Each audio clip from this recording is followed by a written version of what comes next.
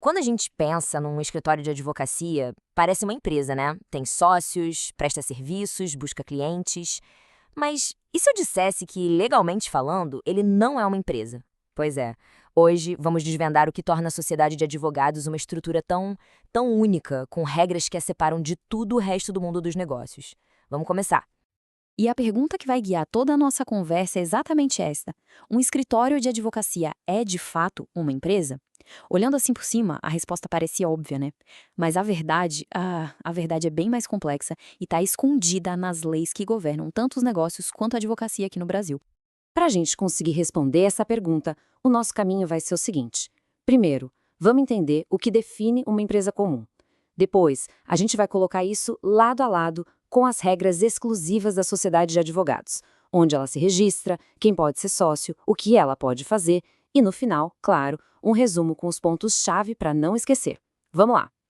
Ok, então vamos começar pelo básico do básico. Para entender o que faz um escritório de advocacia ser tão diferente, a gente precisa primeiro definir o que é uma empresa no sentido mais tradicional da palavra.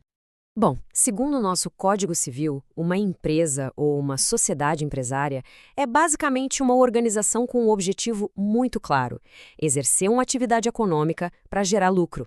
É um modelo totalmente focado no comércio, na produção, na circulação de bens e serviços. E olha, a existência legal dela só começa de verdade depois que é feito o seu registro.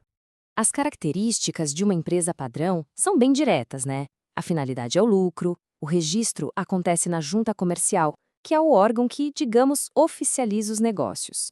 Qualquer pessoa ou até outra empresa pode ser sócia, e normalmente a responsabilidade do sócio se limita ao capital que eles colocaram ali. É importante guardar esses pontos. Certo.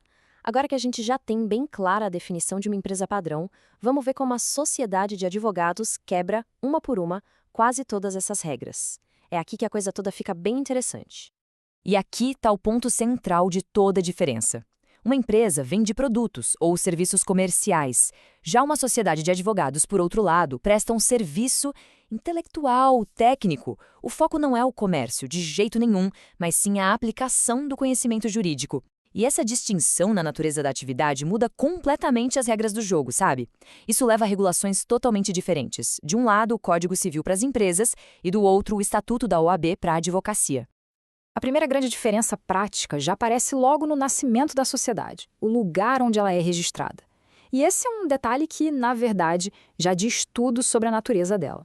Uma empresa comum, como a gente viu, é registrada lá na junta comercial do seu estado.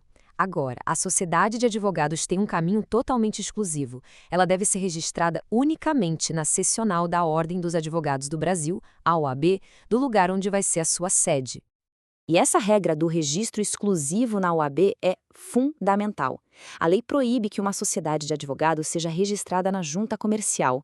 E por quê? Justamente para evitar que ela seja tratada como uma empresa mercantil comum.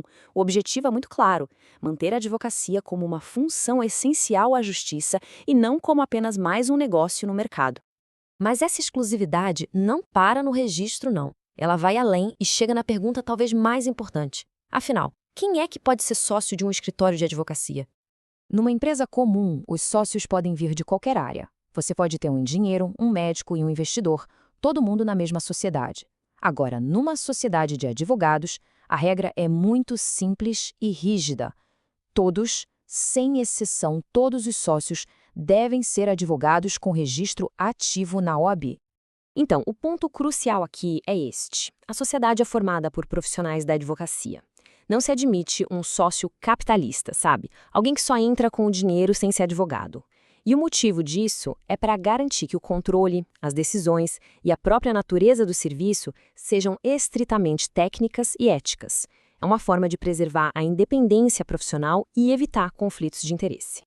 E essa restrição de quem pode ser sócio nos leva direto ao propósito da sociedade: o que ela pode e o que ela não pode fazer.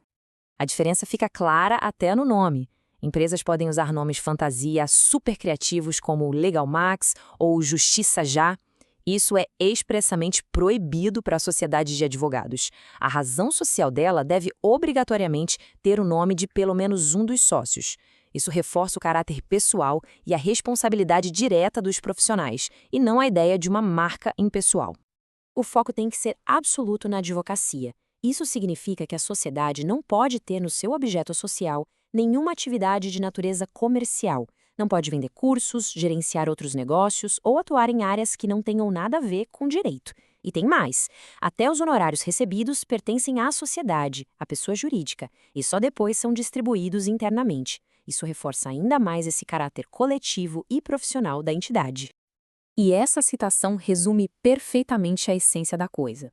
Diferente de uma sociedade empresária que vende produtos ou serviços em massa, a sociedade de advogados é um veículo para a prestação de um serviço intelectual, personalíssimo, super especializado. Um serviço onde a confiança e a técnica prevalecem sobre a ideia do lucro a qualquer custo. Ok, vamos juntar todas essas peças agora e resumir os pontos essenciais que definem, de uma vez por todas, o que é uma sociedade de advogados. Resumindo tudo, a gente tem 5 pilares. Primeiro, a natureza dela é profissional e não é de negócios. Segundo, o registro é exclusivo na OAB, o que a tira do mundo empresarial. Terceiro, os sócios são sempre e apenas advogados, o que garante o controle técnico. Quarto, o nome reflete os sócios, nada de nomes fantasia. E quinto, o foco é total e absoluto na prática da advocacia. Se a gente tivesse que criar uma fórmula para a sociedade de advogados, seria exatamente esta. É a soma de uma atividade puramente técnica com uma natureza não empresarial, tudo isso debaixo de uma regulamentação bem estrita da OAB.